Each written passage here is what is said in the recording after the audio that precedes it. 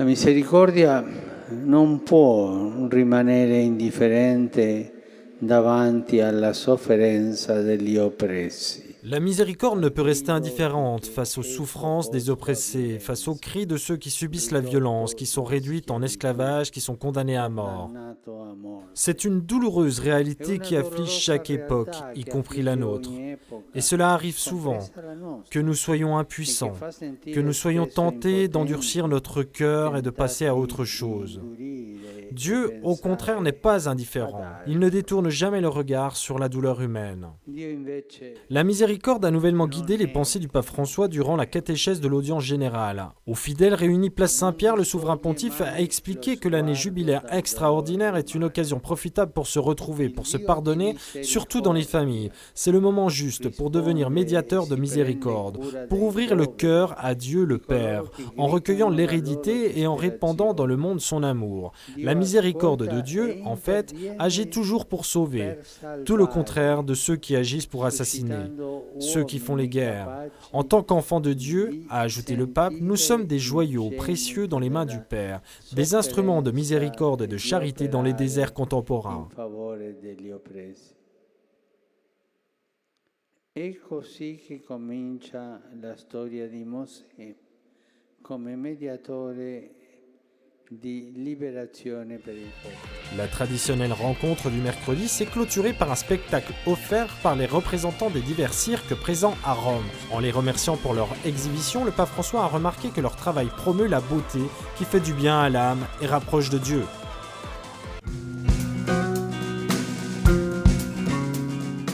Le chrétien doit être témoin de la lumière reçue dans le baptême et doit avoir un cœur ouvert et magnanime, qui se laisse guider par l'Esprit Saint et accueille tout le monde avec générosité, a dit le pape François dans l'homélie de la messe de jeudi matin, présidée à la chapelle de la Maison Sainte-Marthe, en commentant le passage de l'évangile de Marc, proposé par la liturgie du jour.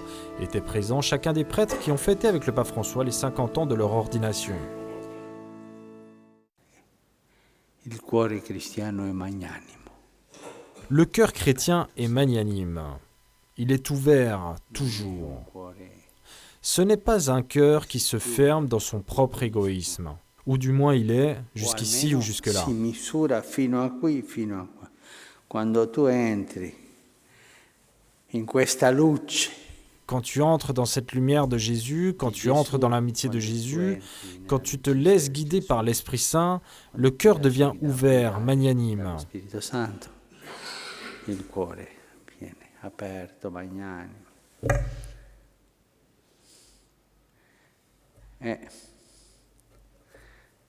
Il cristiano in questo punto le chrétien sur ce point ne gagne pas, il perd. Mais il perd pour gagner autre chose, et avec cela, entre guillemets, il est détaché de tout intérêt. Il gagne Jésus. Il gagne en devenant témoin de Jésus.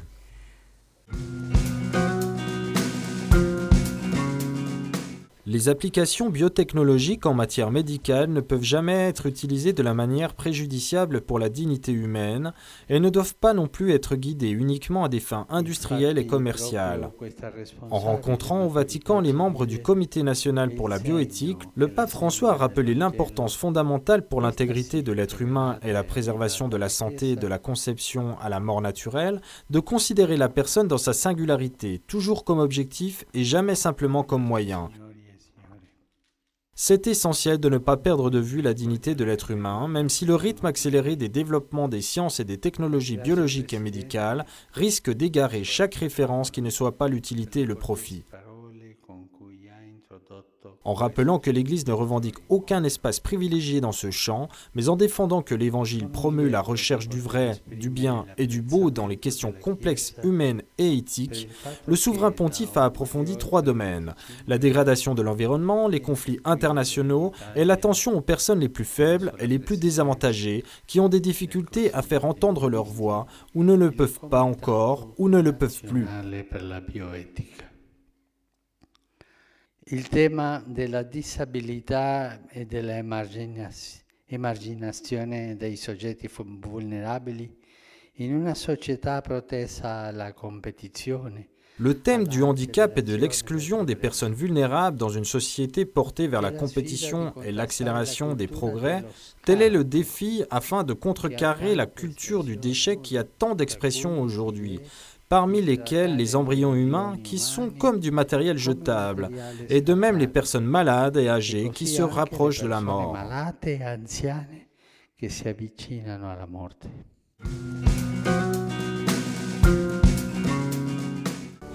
Une prière pour toute l'Église, pour tout le peuple de Dieu, car le Seigneur nous sauve de la corruption.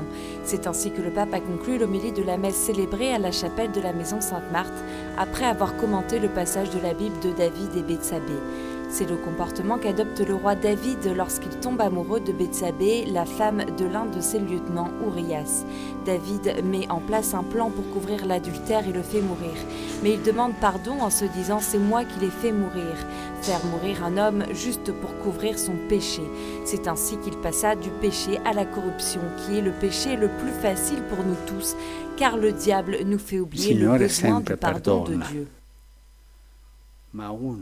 Le Seigneur pardonne tout, mais une des choses les plus dures dans la corruption est que le corrompu n'a pas besoin de demander pardon, il n'en ressent pas le besoin. Non ha bisogno di chiedere perdono.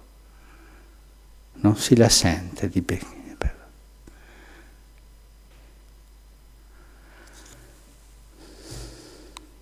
Facciamo oggi una preghiera per la Chiesa.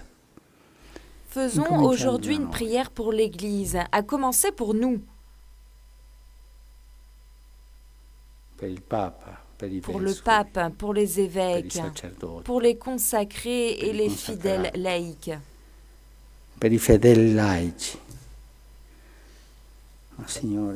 Mais Seigneur, sauve-nous, sauve-nous de la corruption.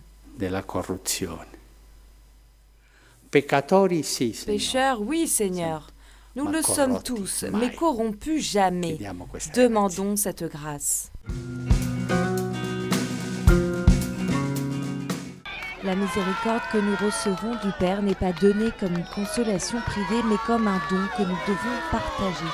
Vivre la miséricorde nous rend missionnaires de la miséricorde. C'est ce qu'a déclaré le pape aux pèlerins présents place Saint-Pierre pour la première audience jubilaire de l'année de la miséricorde. Lors de sa catéchèse, le pape a rappelé combien les chrétiens avaient besoin de la responsabilité d'être missionnaires de l'Évangile. La gioia suscitata è tale. Quand nous vivons une belle expérience, nous sentons bien que nous ne pouvons pas garder pour nous la joie qui nous a été donnée et nous voulons la partager aux autres. Cela devrait être la même chose quand nous rencontrons le Seigneur. La joie de cette rencontre, de sa miséricorde, communiquer la miséricorde du Seigneur. C'est le signe concret qui montre que nous avons rencontré Jésus. C'est la joie que nous éprouvons à communiquer cet amour aux autres. Et ce n'est pas faire du prosélytisme, c'est faire un don. Moi, je te donne ce qui me rend joyeux. Rencontrer Jésus, a conclu le pape, équivaut à rencontrer son amour. Et cet amour nous transforme, nous rend capable de transmettre aux autres la force qui nous donne. Lorsque nous devenons baptisés, nous recevons un nouveau nom en plus de celui que nous donnent nos parents. C'est Christ, nous sommes tous porteurs du Christ. Tenons-nous loin de la tentation de considérer la religion comme un investissement humain et donc par conséquent de se mettre à négocier avec Dieu en cherchant son propre intérêt, comme l'a fait la foule à Nazareth lorsqu'ils ont demandé à Jésus de reproduire le miracle de Capharnaüm. C'est ce qu'a déclaré le pape commentant l'évangile de ce dimanche avant la prière de l'Angélus, invitant les gens à se convertir à un Dieu de miracles, au miracle de Dieu qui est Jésus-Christ. Dieu le Père, a-t-il expliqué, prend soin de chacune de ses créatures, mais aussi les plus petites et insignifiantes. C'est ce qu'annonce Jésus à la synagogue de Nazareth. Aucune condition humaine ne peut constituer un motif d'exclusion du cœur du Père. Le seul privilège aux yeux de Dieu est de n'avoir aucun privilège d'être abandonné dans ses mains. Dieu, a expliqué le pape, fait toujours le premier pas et vient nous visiter avec sa miséricorde. Il nous aide à nous ressaisir lorsque notre orgueil prend le dessus. Après l'Évangile, le pape a rappelé que c'est la journée mondiale des lépreux, qui sont souvent des personnes les plus pauvres et les plus isolées. Il est important donc d'être solidaire avec les invalides. Il a ensuite salué les enfants de l'Action catholique du diocèse de Rome, qui sont les auteurs de l'initiative Caravane pour la paix. 2 d'entre eux ont lu un message où ensuite lâché des ballons dans le ciel comme signe de paix.